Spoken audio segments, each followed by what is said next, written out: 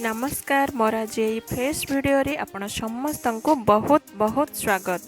तो कंकड़ा आलू करी रो रेसिपी मु आज आपण मान सहित शेयर करी। आज मो पुओर डिमांड रे कंकड़ा आलू तरकारी होइथिला। तो एटी देखंतु मो कंकड़ा नहीं 400 ग्राम रो आउ मार्केट रो ही ताको क्लीन करके अना होइथिला। वर्तमान मो गोटे पैन गरम कर नउछि और पैन रे 2 बड़ चामच सोरिष तेल दौची। तेल टिके गरम हो गला परे जतिके सब कंकड़ा को देदेली आउ भल से फ्राए करनबा।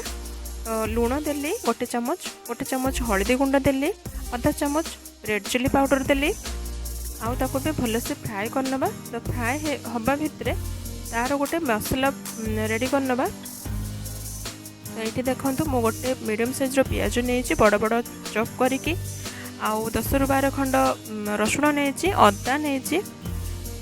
तो टिके पानी देकी ताकू आम पेस्ट करनबू तो कंकड़ार करी बनवाई। एपटे देखो कंकड़ा भलसे फ्राए हो गला आउ यार स्मेल बढ़िया आसूला। वर्तमान मुझे गोटे थाली को बाहर करना भी।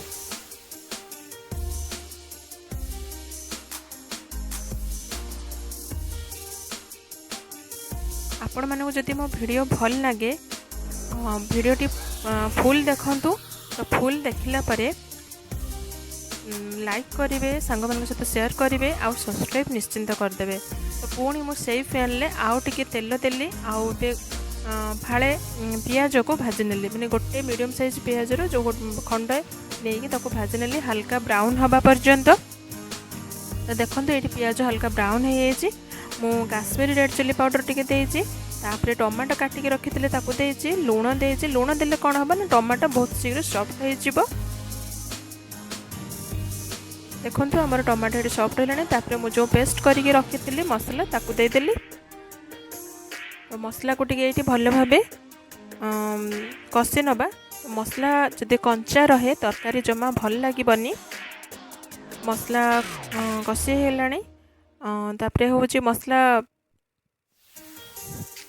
देखो ये मसला रू पानी मरी जाइए किंतु पानी आउ टिके दबा मसला आउ टिके भलसे सिझी जावाई मु जो पेस्ट करी ताकू धोईकी जार रू पानी देदेली।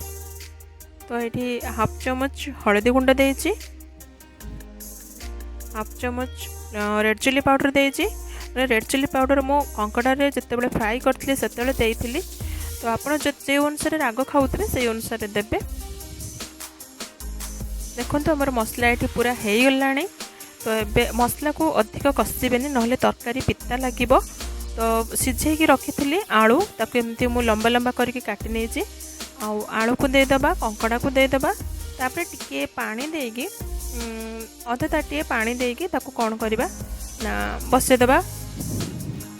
आउ टिके एटी मु जो दालचीनी रो पाउडर ताकू टिके देइथिली तार देले तार जो टेस्ट फ्लेवर बहुत बढ़िया आसे बहुत बढ़िया लगे और स्मेल भी बढ़िया आसे।